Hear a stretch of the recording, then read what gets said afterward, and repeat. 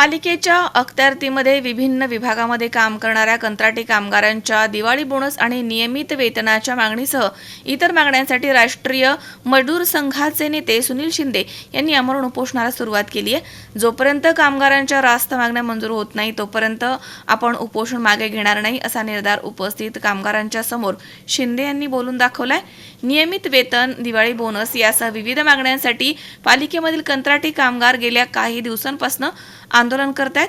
कामगारांच्या मागण्यांसंदर्भात राष्ट्रीय मजदूर संघानं यापूर्वी देखील पालिका आयुक्तांना पत्र देऊन मागण्या लवकरात लवकर मंजूर करण्याची विनंती केली, मात्र या संदर्भात कुठलीही कारवाई न झाल्यामुळे अखेर शिंदे यांनी आमरण उपोषणाला सुरुवात केली आहे। आंदोलनामध्ये पालिकेमधील शेकडो कंत्राटी कामगार सहभागी झालेत।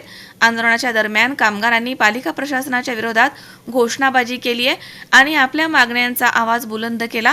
दिवाळी सण साजरा करण्यासाठी मासिक वेतन आणि अतिरिक्त रक्कम द्यावी, कंत्राटदार बदलला तरी कामगार तेच ठेवावेत, कंत्राटी कामगारांना कायम कर्मचाऱ्यांप्रमाणेच समान वेतन आणि सवलती द्याव्यात, सुधारित वेतन वाढीचा 2015 पासूनच्या फरकाची रक्कम मिळावी, सुरक्षा रक्षकांसाठी 45 वर्ष वयाची अट रद्द करावी, कंत्राटी कामगारांचं वेतन नियमित करावं यासह विविध मागण्या यावेळी कामगारांनी केल्या। पुणे महानगरपालिकेतील कंत्राटी कामगारांचे अनेक प्रश्न गेले 3 वर्षापासून मी महापालिकेमध्ये मांडतो। या महापालिकेमध्ये कंत्राटी कामगारांच्यावर खूप मोठा अन्याय अत्याचार चालू आहे। त्याची अनेक प्रकरणे मी आयुक्त साहेबांच्याकडे दिलेली आहेत, अधिकाऱ्यांच्याकडे दिलेली आहेत। आज या दिवाळीच्या तोंडावर कायम कामगारांना एक पगार आणि वर 21,000 रुपये बोनस एवढी रक्कम देण्याचं काम हे आयुक्त साहेबांनी केलं आहे, अधिकाऱ्यांनी केलं आहे। मी त्याचं स्वागत करतो, आनंद आहे। परंतु त्याचबरोबर त्यांच्या खांद्याला खांदा लावून कंत्राटी कामगार जे आमचे काम करतात त्यांना मात्र 1 रुपया बोनस या ठिकाणी मिळत नाही, हा मोठा अन्याय आहे। आणि म्हणून याला दोघंही कायम कामगार आणि कंत्राटी कामगार हे दोघंही समान काम करतात आणि म्हणून कंत्राटी कामगार अधिनियम जो आहे 1971चा त्याच्यामध्ये क्लिअर तरतूद केलेली आहे की दोघं जर समान काम करत असतील तर दोघांनाही समान वेतन, फायदे, भत्ते दिले पाहिजे। आणि म्हणजे दिवाळीच्या तोंडावर कंत्राटी कामगारांना नाराजी का, त्यांना का बोनस आपण देत नाही, हा माझा त्यांना प्रश्न आहे। दुसरा 15 ऑगस्ट, 26 जानेवारी, 1 मे आणि 2 ऑक्टोबर या राष्ट्रीय सणांच्या सुट्ट्यासुद्धा आम्हाला दिल्या जात नाहीत कंत्राटी कामगारांना, ही मोठी शोकांतिका आहे। आणि हे प्रश्न हे तुम्ही दिले पाहिजेत, त्यांना सुट्ट्या तुम्ही त्यांना दिल्या पाहिजेत, ही आपली दुसरी मागणी। या व्यतिरिक्त अनेक मागण्या आपल्या आहेत, त्या सगळ्या मागण्या जसं की पगार वेळेवर करायला पाहिजे, वेतन चिठ्ठी दिली पाहिजे, PF दिला पाहिजे, ESI दिलं पाहिजे, ह्या सगळ्या ज्या गोष्टी आहेत त्या सगळ्याकडे हेतुपुरस्सर डोळेझाक ही केली जाते। कंत्राटदारांच्याकडनं छळ कामगारांचा होतो आहे, त्यांना ह्या कायदेशीर सुविधा मिळत नाहीत आणि अधिकारी त्याच्यामध्ये लक्ष देऊन पुढे येत नाहीत। त्यांनी पुढाकार घेतला पाहिजे आणि जर कंत्राटी कामगारांच्या मागण्यांकडे किंवा त्यांच्या अधिकाऱ्यांच्याकडे जे कायद्याने त्यांना मंजूर झालेले अधिकार आहेत दुर्लक्ष केलं तर मुख्य नियोक्ता म्हणून आयुक्त साहेबांची जबाबदारी आहे आणि त्यांनी ती जबाबदारी पूर्ण केली पाहिजे आणि त्यांनी ती केलेली नाही। आणि मग 10 ऑक्टोबरला याच गेटवर मी इशारा सभा घेतली होती। आम्ही इशारा दिला होता महापालिकेला चर्चा करा, बोला आणि याच्यावर मार्ग काढा। या मधल्या दिवसांमध्ये एकही चर्चा आमची झाली नाही आणि फक्त मला डॉक्टर कुणाल खेमनार साहेबांचे आभार व्यक्त करावे लागतील की त्यांनी सुरक्षा रक्षक आणि स्मशानभूमीतले कामगार यांच्या संदर्भामध्ये चर्चा केली आणि बोनस हा विषय आयुक्त साहेबांच्या पातळीवरचा आहे, ते निर्णय घेतील असं मला सांगितलं। अशा प्रकारे चालू आहे आणि त्यांनी आता निर्णय घेतलेला नाही।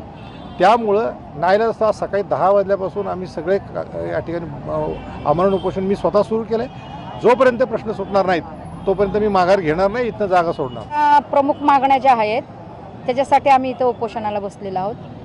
प्रत्येक वेळेला आमचं टेंडर निघतं आणि त्या टेंडरमध्ये वयाची अट असते, शिक्षणाची अट असते। वय वर्ष 45च्या नंतरच्या लोकांना, सुरक्षा रक्षकांना कमी करतात आणि मग परत त्यांना प्रॉब्लेम येतो ना, 45 वयानंतर त्यांना कोण कामावर घेणार दुसरीकडं, हा पण एक प्रश्न आहे। म्हणून आम्ही म्हणतो की प्रत्येक वर्षी जे टेंडर निघतं ते तसं नसून प्रत्येक 5 वर्षांनी निघावं आणि जरी निघलं तरी कामगार तोच असावा आणि बोनस मिळावा, फरक मिळावा। लोकांच्या काही 5-5 महिन्याचे हे दिलेले नाही, पेमेंट दिलेले नाहीत, ते पण त्यांनी द्यावे।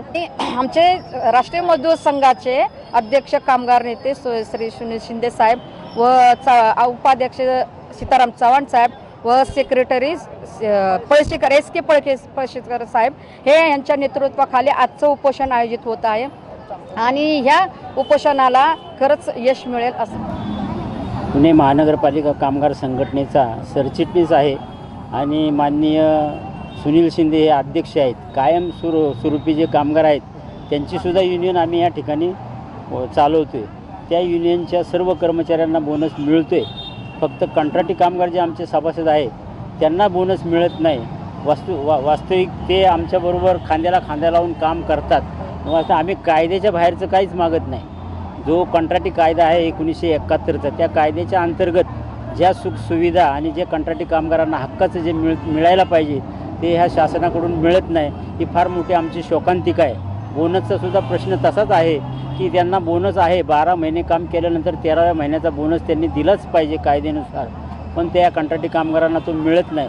वास्तविक पाहता ह्या कामगारांना पगार कमी असताना अतिशय कमी पगारात ह्यांचा संसारसुद्धा होत नाही, तरीसुद्धा ते त्या मनपाची नागरिकांची सेवा करतात मनपामध्ये. आणि मूळ मालक म्हणून कमिशनरने ह्या सगळ्या गोष्टीकडे लक्ष दिलं पाहिजे, पण ते लक्ष देत नाहीत. या पुणे महानगरपालिकेत जवळजवळ 10,000 कंत्राटी कामगार आहेत.